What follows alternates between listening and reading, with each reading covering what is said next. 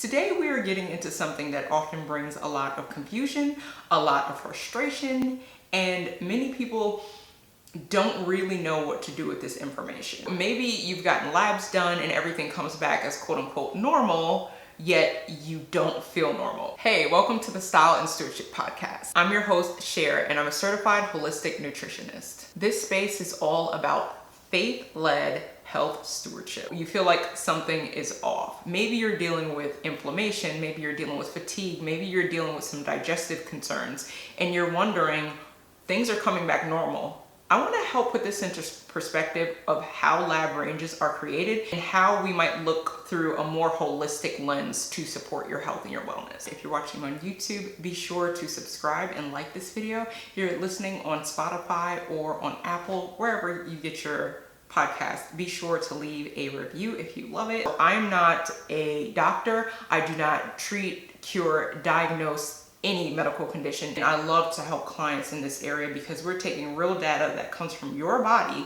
that tells us the best place to start with your health and wellness journey. So how are lab ranges actually created? So this is basically a statistical framework on the entire population. And within this population, it's not just looking at people that have optimal wellness. This is a population of everyone, and statistically, what ranges those people fall into. Then the normal range is created by using 95% of that population and placing you somewhere in the middle. So you can be on the high end or the low end. And when your doctor is reviewing your lab results, they may, if you're not in a state that's on the higher end of that statistical reference range, then you're just considered normal. But let's be real, a lot of people around us, I don't know about you, the reason why I got into this was because so many people around me are sick and they had quote unquote normal labs and everything came back fine, but they were still experiencing all the things that they were in their health and their wellness. And the reason why we want to make sure that we understand the fact that this is within a specific range of the entire population. They're not taking the best of the best, it's the entire population. So when we're looking at it from that lens, so now we can say, okay, it's not all in your head if you feel unwell, even though the results say that you are normal. The standard of these tests are based on the entire population, and this population also includes people that are unwell and that aren't in an optimal range. So if you're in a group full of people of and 90% or 80% of the people that you're around are unwell and you're compared to that population, if you're not at the extreme of either one of the spectrums of either really low or really high, you're going to fall into the quote unquote normal range. But normal compared to whom? And normal compared to what standard? So we're not looking at optimal ranges, we're looking at statistical ranges. And this is great, and it's great to have that information, but it's really important to understand that why you may still not feel well is because you may not be being compared to people who are optimal. I want to share a chart. These are not diagnostic, but so these are the reference ranges most commonly cited by more functional and holistic wellness practitioners. So these are normal versus optimal ranges. So this is not for everyone, but if you want to optimize your wellness, I think it's really important that you get lab work done so that you can look at that and compare it with your lifestyle and all those other things that I like to help clients do, so you can find what really works well for you and makes you feel great. That's the whole point of all of this, right? Holistically speaking, all of these things are playing a role within each other. So here are some of the standard lab ranges compared to the wellness-based range. So for fasting glucose, it's between 65 and 99 milligrams per deciliter. And for that wellness-based range, we're looking more at numbers like 75 to 85 milligrams per deciliter. Insulin, for example, and this is for fasting insulin, and your standard lab reference range is going to be between 2 and 25. And for that wellness range, base range, we're looking more between the areas of 2 to 8. And as you can see, that's a very tight range as compared to between 2 and 25 to 2 and 8 for the exact same panel.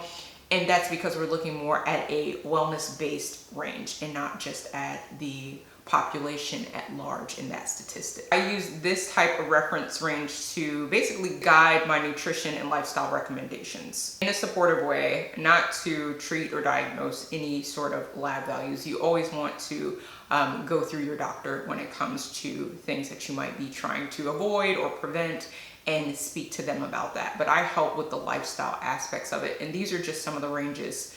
These are some practical things that you can start to do now. Get a copy of your labs, I already stated that before, but don't just take everything looks good when you're still feeling things that are off in your body. You want to track your results over time so that, yes, you're getting these ranges from the general population from that statistic, but what's normal for you and what is your baseline? It's really important that you track this over time so that you know how you fare when it comes to these results. And this is going to help direct what areas you may need support in. So you always want to work with your practitioner, your medical provider, to see if these ranges are not in a good place. So the conventional range of being in a normal state when it comes to how your body is handling glucose, you may be at a 97 milligrams per deciliter, and you're coming towards that upper range. So now you could still be experiencing things in your health and your wellness and energy crashes and things like that, because that's not the range that may be best. So that's the difference, and that's just a small difference. You have a ton of other ranges that vary from lab to lab. And one of the things that I like to remember is, and this is for the ladies will understand. If you go to one store and you wear a size 10 at that store, and then you go to a different store and it may be in the same shopping area, and now you're like putting on a size 12, you're like, what the heck? And there's no, so you're like, okay, well, when I go to this store, I'm a size 10. When I go to this store, I'm a size 12, or whatever the number is. I'm just using an arbitrary number. So that's kind of how these reference ranges are working. So even though you might be falling into this range, either between a 10 or 12, when it comes to the sizes, what is, if those were ranges where we're looking at as far as 95% of people fell into this many inches between a size 10 and a size 12, it's still a big jump of 2 sizes, a 10 or to a 12. And why we want to get to a place where what's the standard of health for you? What's optimal for you?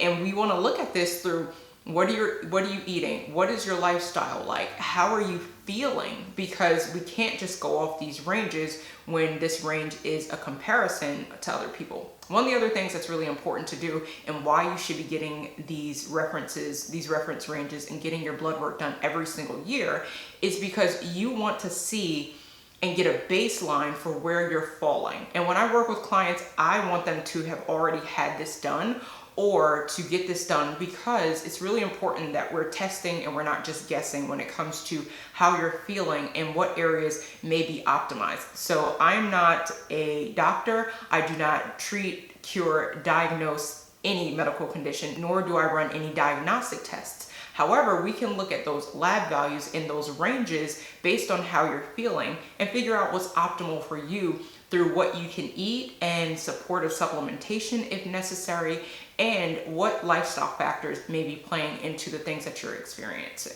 If you're looking to take a proactive approach, I offer wellness-based lab review, and this is going to help you to identify nutrition, lifestyle, and supplement strategies that may be appropriate for you to help you feel more like yourself again. That information is going to be in the description below, and you can also go to styleandstewardship.com and click on the button that says work with me. I can help you to optimize. Until next time, your life matters, what you do that matters. So what will you steward well?